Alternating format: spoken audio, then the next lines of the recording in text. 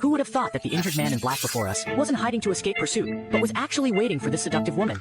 After leaving the shogunate, the group arrived at Lu. They had just sat down for lunch when a man burst in excitedly. Young miss, is it true that the young lady has really come back to life? Is she really going to marry that ruthless regent? Uncle Lu, don't be anxious, speak slowly. It turns out that the man before them was not only the head madam's loyal servant, but also Uncle Lu. Young miss, you mustn't. How could a mere servant like me accept such a courtesy from you? Uncle Lu, you deserve this gesture. All these years, you've been taking care of the business outside, and I truly appreciate all your hard work and dedication. Miss, please don't say that. My life was given to me by my master. When the two were reminiscing about the past, Fengjian accidentally saw a seriously injured person on the street. Then Fengjian lied that she was going to buy something and walked towards the street. When the injured man saw Fengjian, he quickly took a defensive posture.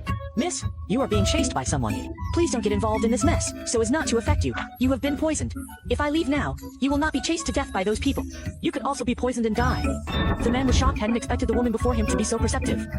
Miss, I hope you can save me. If you do, I will owe you my life, and will serve by your side. I can take you in, she replied.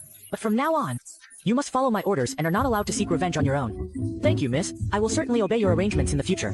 With that, Fengjian tossed him a pill. Do you have a name? I ask Miss to grant me a name. Since you'll be following me from now on, I'll call you Gudan, dog egg. Thank you, miss, for giving me a name. Just then, Jingfeng arrived after hearing the commotion. Miss Niu, has something happened? I just recruited a new subordinate. In a moment, hide her in the carriage and don't let anyone find out. Jingfeng was puzzled, but held back from asking more. Understood, Miss Miu. I'll take her to the carriage right away. The two had just left when a few burly men came up to question Fengjian. Little girl, did you see an injured man here just now? It seems he went that way. This whole scene was being watched by a man from an upstairs window nearby. After finishing lunch, the group was getting ready to go to the market to buy maids and servants. Gudan, this is my mother. The madam was not surprised, because she trusted that her daughter must have her own reasons for what she did. Are your injuries serious? No, let's find a place to treat your wounds first. Madam, I'm fine. They're just superficial wounds, nothing serious. Eat these, and your wounds will heal much faster. Thank you, Miss Miu.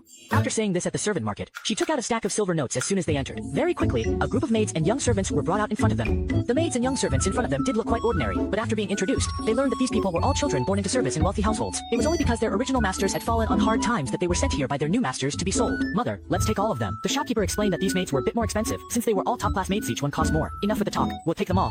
With Madame Han's astonishing wealth, the maids and young servants were soon brought back together to the separate residence. Uncle Han, there's no need for such formalities. How have you and Aunt Han been these past years? Miss, this old servant has been well. Seeing that you are well puts my mind at ease. Uncle Han, this is Yanar. Hello, Uncle Han. Oh, young miss, please, you mustn't. This old servant cannot accept such courtesy from you.